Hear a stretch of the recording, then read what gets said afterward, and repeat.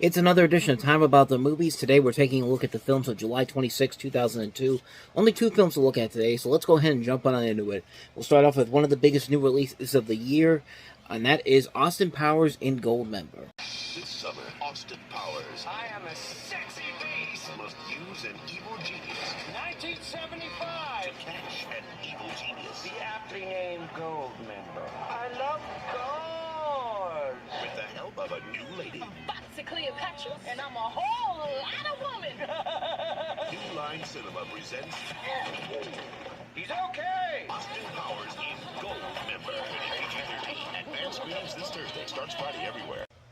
Of course, the third installment of the Austin Powers series. This time around, Austin Powers has to travel back to 1975 to defeat the aptly named villain Goldmember, played by Mike Myers. It's one of four roles he has in this movie. Of course, he's Dr. Evil and Fat Bastard, and he learns that his father is kidnapped. We see his father, played by Michael Caine, and he gets teamed up with a new partner, played by Beyonce Knowles, as Foxy Cleopatra. And, the second movie definitely felt like a step down compared to the first film.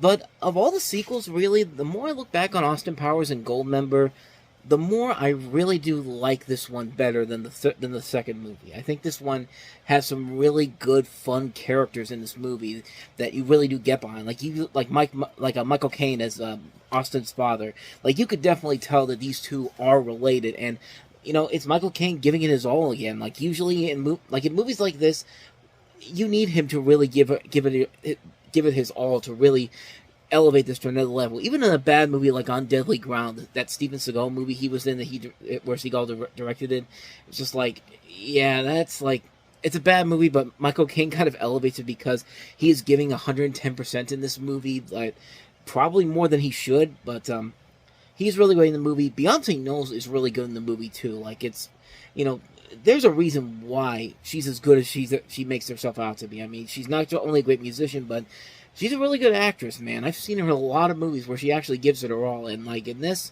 like you could tell she's having the time of her life playing this role. And comparing to some of the other the musicians that made their acting debuts between 2001 and 2002, she's probably high up there. Like, you could tell she's fully committed to the role, and Mike Myers and her do actually have some nice chemistry together, and I like the way that they work off each other throughout the course of the film. Like, she really does give it her all in this movie. I mean, the jokes, I think, are much funnier in this movie. I think there are a lot of really good moments in here. Like, I like the idea of the parody movie that they're making within the movie. We have Tom Cruise as Austin Powers, Gwyneth Paltrow as his leading lady, then you have Kevin Spacey as Dr. Evil, and Danny DeVito as Mini-Me, and Steven Spielberg's directing it. It just kind of makes sense in this movie, and, for a film series that I felt like kind of was dying out at this point, this was kind of a good way to go out on it. Like, I'm glad they haven't made this fourth film in the series they've kept talking about, because honestly, I think the novelty was wearing off by this point, and this was a nice way to go out on it. I mean, honestly, this was probably the last great thing that I saw Mike Myers in, as far as, like, that time when he was a comedy superstar, because everything else he did after this, when he was leading a role, like, besides the Shrek movies, like Cat in the Hat, The Love Guru, that was where it really, really stepped down for him in terms of a leading actor. But he's made a nice return to form in some other movies, like Bohemian Rhapsody. He was one of the few things I liked in that movie. Inglourious Basterds, he was pretty good in that. But this, like I said, it's a nice way to go out for something that was kind of, the novelty was already wearing off by this point for a lot of people. So, going out on this note, I think it's a good way to go out. I mean, it's not, like I said, not the best movie overall.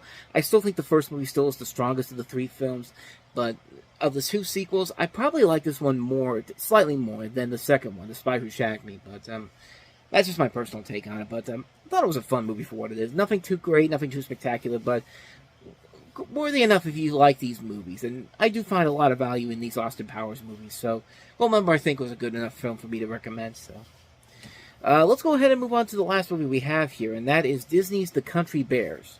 Barry and his family are off on the ultimate family vacation, and you can come along for all the Disney fun. Yeah. So wash the car.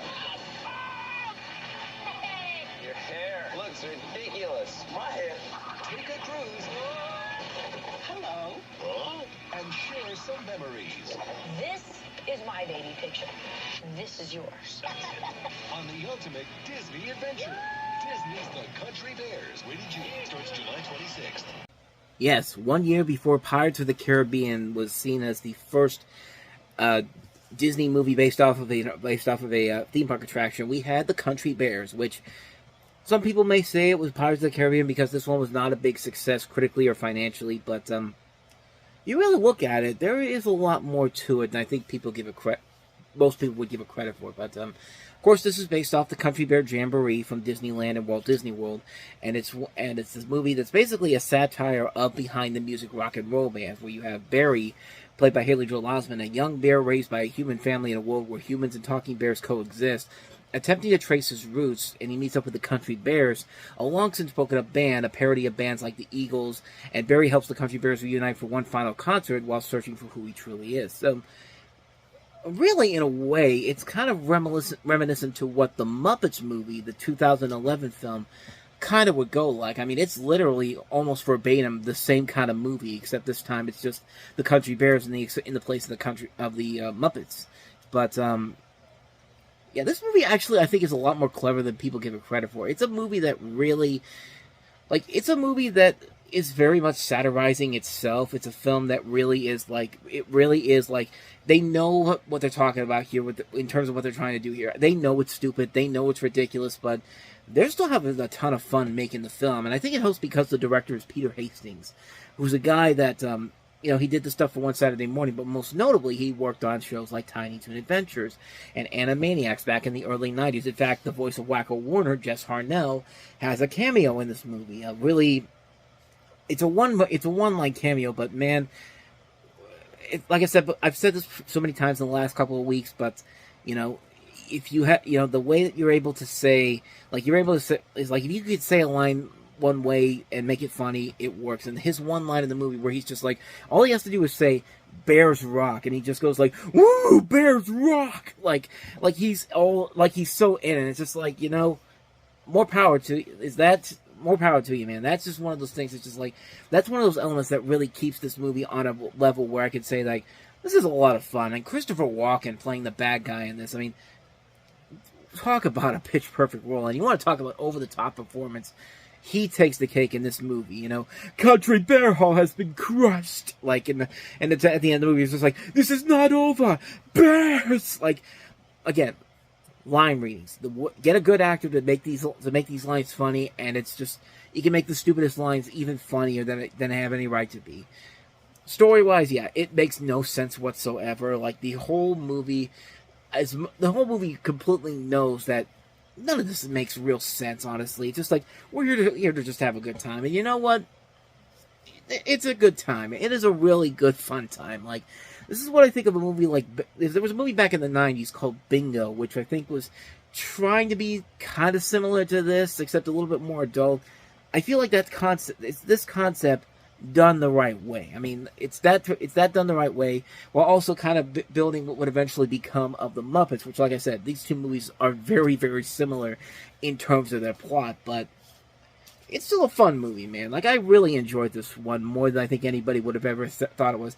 We're getting a lot of these movies this year where you think it's going to be really, really terrible, but if you go into it with the right mindset, you could actually have a really, really good time with it. I mean, Crocodile Hunter Collision Course is another example of that, where we just talked about it a couple weeks ago, where it's a movie that seems like it's dead on arrival, and yet it creates something that's really, really enjoyable. I'm not going to say it's a classic by any means necessary, but it is still a fun movie. And this is a very fun, over-the-top, cheesy movie. Like, I think the people who made the film knew exactly what they were doing. They probably knew that it was probably going to not work the way they wanted it to, but at the same time, it ended up paying off in the long run. I think they did a pretty good job of handling this. And like I said, if you go into it with the right note, knowing it's a corny, cheesy, over-the-top movie, I think you could have a great time with this film. I think it's a really fun movie. Definitely kind of an underrated gem of a film. I highly recommend it. The Country Bears. Definitely give it a chance. I think you might be pleasantly surprised by it. And so on that note, we wrap up another edition of Time About the Movies, and the next time we meet, we will take a look at 4 movies, including M. Night Shyamalan's latest film, Signs, which, some people say that The Village was the beginning of his downfall. I think this film was the beginning of his downfall. I'll explain in that one, and we'll get to that one, and we'll also talk about The Master of Disguise, a movie that probably should be on the same level as Crocodile Hunter Collision Course and The Country Bears, but yeah, this is exactly what you think it's going to be. But we'll talk about that one. We will also talk about Martin Lawrence Live, Run Tell Dat. And we also have Steven Soderbergh's first of 2 movies released in 2002, Full Frontal. So we'll take a look at 4 films on the next episode. But until then, thank you so much for watching. And if you want to see more videos like this, please hit the plays on the next page. Check out the previous episode. And also, don't forget to hit the like and subscribe button if you want to see more videos like this on this channel. So with that said, I am off. I will see you guys next time. And until then, as always, take care.